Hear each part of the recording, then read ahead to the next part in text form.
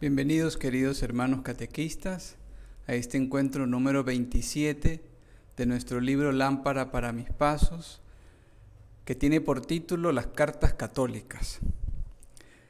Las 7 últimas cartas de la Biblia reciben usualmente el nombre de católicas. ¿Sabes por qué? La razón es muy sencilla. A diferencia de las demás cartas que son dirigidas a una comunidad o a una persona, las cartas católicas no tienen un destinatario y por lo tanto son dirigidas a todos. Por esta razón reciben el calificativo de católica, que significa universal. ¿Cuáles son estas cartas católicas? Son 7 cartas católicas.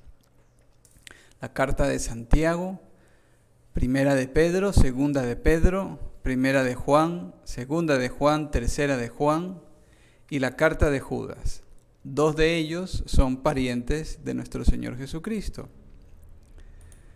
La carta de Santiago vamos a verla muy brevemente, puesto que en el encuentro próximo vamos a ver paso a paso las partes de esta carta. Sin embargo, podremos ir ya diciendo que es conocido como el hermano del Señor, pariente de Jesús. Hermano del Señor, sabemos que por la tradición judía se refiere a los parientes, ¿no? No son hermanos de sangre, pueden ser los primos del Señor. Fue obispo de Jerusalén y muy influyente en el cristianismo naciente. De hecho, fue muchos años obispo de Jerusalén, encargado de la comunidad judía. Y luego nos comparte muchos consejos para vivir plenamente la fe, consejos prácticos. Y también va desarrollando temas sociales, entre los cuales condena la desigualdad entre ricos y pobres. Como decía, en el próximo encuentro 28 vamos a ver paso a paso esta parte de la carta de Santiago. Ahora vamos a comenzar más detenidamente con la primera carta de Pedro. Ahora, ¿qué sabemos? Sabemos que la escribe desde Roma a sus hermanos de Asia Menor, ante la persecución que están padeciendo. Pedro ya han pasado algunos años y palpa por los mensajes que ha recibido de las comunidades que se va desencadenando una persecución a los cristianos bastante fuerte. Entonces, contemplamos a Pedro que está queriendo alentar a los cristianos a que no se desanimen, ¿no? A que no se desanimen. Y entonces, ¿qué encontramos? Invita a no desanimarse ante las pruebas. Incluso les invita a alegrarse en medio de ellas, pues nos asemejan mucho a Jesús. Esto es algo que solo la paradoja de la fe nos puede ofrecer una respuesta. Nosotros no sufrimos en vano, nos asemejamos a Jesús, nuestro Señor, y toda esa persecución nos lleva también, si es ofrecida con buen ánimo, a la gloria. ¿Qué más encontramos? Se ve que Pedro tenía un secretario, Silvano, y esta carta va circulando en las comunidades de Asia Menor, precisamente porque la persecución se ha puesto muy fuerte y muchos hermanos pues están un poco desorientados. Y al no saber para dónde agarrar y quizá desanimarse porque la llegada de nuestro Señor está un poco tarde, entonces San Pablo les dice que puedan perseverar en estos sufrimientos, que es como un fuego purificador, que de alguna manera es un extraño regalo, ¿no?, que el Señor les da, pero que no bajen la guardia en esa esperanza que viene solo de la fe en nuestro Señor Jesús y que al mismo tiempo es testimonio ante los demás hermanos de nuestra fe, de nuestra vida. Una de las cosas que en la primera carta de Pedro resalta mucho es este saberse pertenecer a la familia de los hijos de Dios. No estamos hablando precisamente de los judíos que están en Asia Menor, sino prácticamente de todos los paganos, de todos los miembros de la iglesia en esas comunidades. ¿Y qué es lo que encontramos?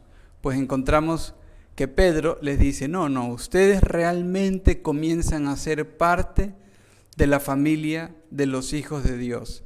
Y esa es la identidad propia de ustedes, tanto de los judíos como de los no judíos. Ustedes son hijos, son parte del pueblo del nuevo pacto, del nuevo éxodo, del nuevo templo. Entonces les quiere que se cimienten en esta fe firme de que no son unos extraños que están comenzando a participar de la gracia de Dios, sino de que son verdaderamente hijos, verdaderos cristianos dentro de la familia de Dios. ¿Qué más encontramos? En la segunda carta de Pedro, quiere afianzar más esta esperanza en la venida de nuestro Señor. Y muestra de una manera muy bonita los fundamentos de la comunidad cristiana. ¿Y cuáles son estos? El llamamiento de Dios, o sea, que han sido llamados por Dios, depositarios de las promesas, a participar de la naturaleza suya, que es ser hijos, ¿no? Ese es nuestro llamamiento, a ser hijos. Entonces, les vuelve a cimentar en esta fe, en esta esperanza, de que son hijos, no son simplemente criaturas, sino son hijos de Dios. Luego, sigue la carta en el primer capítulo, animándoles a que se permanezcan firmes en la enseñanza recibida de los apóstoles, que han sido testigos oculares de nuestro Señor. Y les dice eso porque la persecución sigue. Los problemas, la crisis no ha pasado. Y ellos están queriendo decirle a los cristianos en esas comunidades que su fe no es en vano. Ha sido marcada con sangre, ¿no? Y aquí, entre nosotros, hay testigos oculares. Nosotros vimos y damos fe de lo que hemos visto es verdad. Y esa es la vida que les estamos comunicando. Y luego les dice, en el mismo capítulo 1, la escritura, ¿no? Comienza a decirles que ninguna escritura puede ser interpretada de cualquier forma. Les dice que tengan en cuenta las profecías, las promesas, y que toda escritura es buena para corregir, para animar, ¿verdad? Luego, encontramos que algunos están preocupados porque tarda en llegar nuestro Señor y dan oído a falsos profetas, corriendo el riesgo de perder la fe. Entonces, dado que algunos se impacientan, están un poco perplejos porque les animan que Jesús va a venir, pero que no saben el día y la hora, algunos pues comienzan a dar oído a falsos profetas, falsas promesas, quizá cosas más inmediatas, falsas doctrinas que de pronto alejan de la cruz, de la persecución, que alejan a los cristianos y malinterpretan esta libertad que les ha llamado Jesús a un libertinaje. Esto es lo que va a retomar la carta de Judas. Y es muy interesante porque esto no está muy alejado de nuestra realidad. A uno le pueden decir, ya has sido salvado por la fe, ya eres libre por Jesucristo y ya has sido perdonado de tus pecados. Y entonces uno dice, bueno, pues ahora viva la fiesta, ¿no? Y entonces San Pedro les dice, no es así. Y el tiempo que tenemos que esperar invita a la paciencia, que es dar tiempo a todos de arrepentirse. Es un tiempo de arrepentimiento. Y en otras palabras, es un tiempo para ser libres, ¿no? Eso hay que aprender a comunicar tanto a los chicos como a nosotros catequistas, de que este tiempo que Dios nos da, esta vida, es un tiempo para acercarnos a Dios. Y por lo tanto un tiempo de arrepentimiento. O sea, es un tiempo para experimentar la verdadera libertad de los hijos de Dios. Y eso no tiene nada de tristeza, ¿no? En la primera carta de San Juan, vemos que es la primera más larga, más completa de las 3 cartas. Y quiere combatir un error que algunos van proclamando por ahí, que es que Jesús no ha venido verdaderamente en la carne. Jesucristo, la buena noticia, quizá al no venir, ¿no?, de este poder tocar a Dios, a poder ver a Dios, poder experimentarle a Dios, sencillamente podría desembocar en una filosofía. Y entonces contemplamos cómo San Juan, ¿verdad?, les dice, no, yo he sido testigo de haber visto y oído. Esto es lo que continuamente les va a ir animando a estas comunidades. Y son muy pocas ideas las que San Juan va repitiendo a lo largo de su evangelio, a lo largo de estas 3 cartas, que son sobre todo sobre la vida, la verdad y el amor. Son ideas que las va repitiendo de una y otra forma y les va dando distintos enfoques, pero en el fondo son muy pocas ideas, dándoles la vuelta continuamente para que la gente, los cristianos, puedan agarrar esta idea que es fundamental. ¿Quién es la verdadera vida?, ¿no? ¿Quién es la verdad? ¿Quién es el amor? Cristo, ¿no? Entonces, Jesús, Dios encarnado, comienza a decir San Juan con una certeza grandísima que es luz. Y luego va a decir que es amor. Dios encarnado es luz. Y el cristiano es reflejo de esta luz. Cuando Jesús nos dice que ustedes son la luz del mundo, en el fondo nosotros no tenemos luz propia. Quien tiene luz propia es Jesús. Y en la medida que nosotros nos acercamos a Jesús, y eso hemos de transmitirlo con mucha veracidad, sin vacilar, que en la medida que nos acercamos a Jesús, reflejamos la luz de Dios, la luz de Cristo. ¿En qué más se refleja esta luz? Cuando se aman los hermanos, los unos a los otros, y cuando nos sentimos verdaderos hijos de Dios. Este testimonio, que San Juan continuamente lo va diciendo de una u otra forma, es para que los cristianos entren en la comunión con los demás y sobre todo en la comunión con Dios. Dios es luz, Dios es verdad, Dios es vida, Dios es amor. Y cuando nosotros cumplimos sus mandamientos, cuando nos acercamos a esa luz, entonces nuestra vida refleja este rostro de Dios en nosotros. Y esto es muy hermoso porque San Juan sin ninguna duda nos dice, Dios es luz y Dios es amor. Y cuando tenemos que explicar esto, hemos de decir que de la forma más ordinaria, de los modos más ordinarios que tenemos para vivir en nuestra familia, en la comunidad, con nuestros amigos, seamos o no cristianos, ahí donde hay un verdadero amor, ahí está Dios. Y entonces no nos alejamos del reino de los cielos. ¿Por qué es importante que Dios es luz y Dios es amor? Y él saca continuamente esta idea de la cruz también, ¿no? ¿Por qué es importante saber que el amor de Dios es crucificado? Sencillamente porque no es sencillamente un corazoncito, sino que el amor de Dios es capaz de donarse hasta dar la vida. En el fondo, el amor cristiano de los unos a los otros no es sencillamente con un sentimiento, ¿verdad?, sino como la profunda realización de la donación de sí mismo. O sea, ustedes y yo tenemos que aprender a saber, a concretar el amor en esa donación sacrificial de nuestra vida. Y entonces, teniendo siempre, ¿no?, entre nosotros, entre nuestros ojos, el don del amor de Dios, entonces comprendemos y nos abrimos a la grandeza de Dios.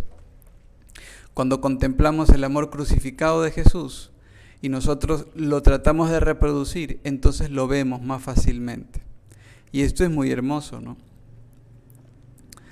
En la segunda de Juan, se vuelve a tratar el tema de la encarnación y deja claro que si no se confiesa que Jesús ha venido en la carne, es el anticristo. Así de sencillo. Y por lo tanto, es necesario alejarse de él. Incluso es tan duro que dice, ni lo reciba en su casa, ni lo salude. Entonces, aquí no está hablando Jesús del anticristo como el demonio, la última revelación del anticristo, sino como aquel que no confiesa que Jesús ha venido en la carne. Y esto es una idea tan clara para San Juan. Ya han pasado algunos años y quizá para muchos les parece así un poco sorpresa, ¿no? Dios se ha encarnado, ¿no? Alejando San Juan al mismo tiempo que esto no se trata de una filosofía, de algo que nos inventamos en el escritorio y lo pusimos por escrito y lo estamos propagando, ¿no? Porque nos parece bonito. No, San Juan dice, Dios se ha encarnado y nos ha comunicado esto y este otro y sobre todo el mandamiento del amor. Y claro, San Juan siente la frustración porque él lo ha visto, lo ha oído, se siente discípulo amado del Señor. Entonces vuelve y una y otra vez, como en el Evangelio, sobre el mandamiento del amor. Tenemos la tercera de Juan, que es una carta que dirige a Gayo, un sacerdote, e invita a su destinatario a ser fiel a la fe y a acoger en su comunidad a los cristianos que vienen de otras iglesias locales. También le dice cómo este otro fiel cristiano, Diótrefes, no está recibiendo a los cristianos, se está portando de una manera muy alejada al ideal cristiano, no como lo haría Jesús. Y por eso le dice a Gayo que trate de recibir siempre con los brazos abiertos a los cristianos que vengan de su comunidad como de otras comunidades locales. En la carta de Judas, ¿no?, también se identifica como un pariente del Señor, un hermano de Jesús. Y efectivamente, cuando leemos esa cita en que nos dicen que y no conocemos a los hermanos de Jesús, y ahí viene Santiago y también se nombra a Judas, ¿no? Entonces, ¿qué invita a Judas? Invita a la fidelidad. Luego de que algunos malintencionados se han infiltrado en la comunidad, invitando a olvidar las buenas costumbres morales y convirtiendo en libertinaje la gracia de nuestro Dios. Judas, por ser pariente del Señor y por lo tanto judío y conocedor de toda la tradición del Antiguo Testamento y toda la literatura veterotestamentaria, ¿no?, todo lo que no está dentro de la Biblia en el Antiguo Testamento, cuando uno lee y va pasando las páginas se da cuenta que Judas tiene un amplio bagaje de libros, ¿no?, como Enoc, como algunas historias de Moisés. Va citando cosas que no están en el Antiguo Testamento, pero que son parte de la literatura judía. El judío siempre estaba anclado siempre en la Sagrada Escritura y en la literatura judía. ¿Para qué? Para tener este amplio panorama de su tradición. Y entonces Judas comienza a mencionar continuamente ejemplos del Antiguo Testamento y algunos que no están dentro de la Biblia, sencillamente no porque fueran falsos, sino porque no están dentro de la lista. A esto le llamamos apócrifos, ¿no? No porque fueran falsos, sino porque no están dentro de la lista del canon de los libros inspirados por Dios para ser introducidos en el canon. Entonces, tiene un profundo conocimiento de esta literatura judía del Antiguo Testamento. Y habla mucho sobre la rebelión y la justicia divina. Y comienza a poner un sinnúmero de ejemplos de este tipo. Hay algo muy importante que les decía que Pedro lo recoge y que Judas lo va a decir muy claramente.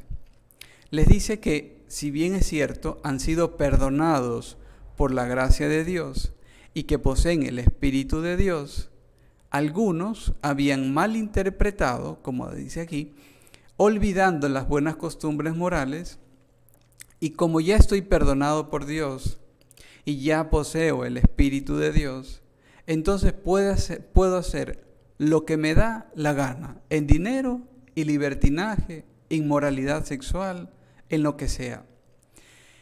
Y esto se da en muchos ambientes cristianos, no tanto católicos, pero sí hemos escuchado que dicen, yo he sido salvado, ¿no? Y me permito un libertinaje, un adulterio, un acto promiscuo. Me permito porque ya he sido salvado. Y esto es muy serio, ¿no? Esto no es un juego.